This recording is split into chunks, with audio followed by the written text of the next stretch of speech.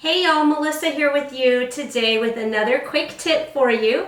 Today I'm going to be showing you how to unpick a line of cover stitching. This is useful even if you don't have a cover stitch machine, especially if you ever upcycle clothing. So let's see how to do it. So here is a line of cover stitching. This is the type of stitching that is often used on the hem of a t-shirt. And on the front it looks like two lines of straight stitching. On the back though, you can see a bunch of loops. This is why it's often used for hemming stretch knits, because those loops make this a stretchy stitch.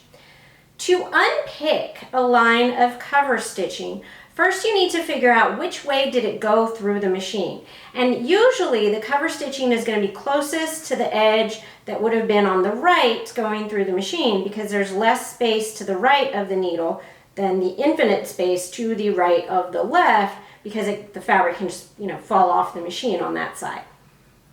So you want to find which direction it went. This one likely went this direction. And then you want to get this straight stitching onto the right side.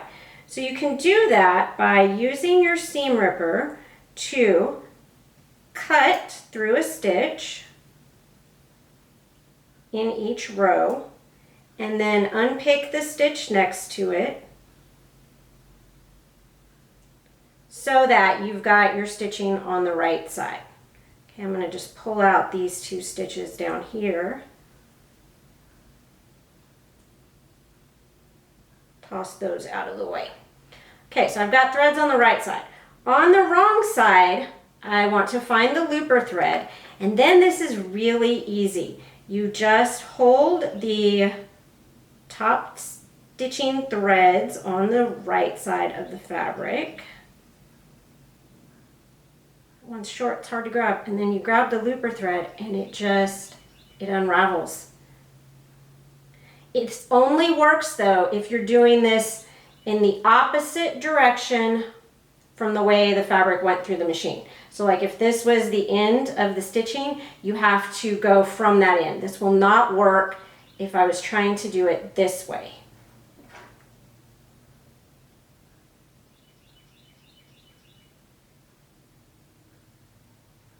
And it's because of the way these loops were formed with that straight stitching that it doesn't lock them in place once the threads are on opposite sides of the fabric. And there we go.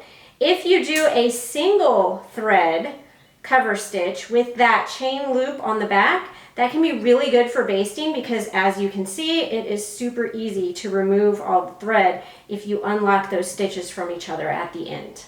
So that was a very quick but hopefully helpful tip for unpicking a cover stitching line.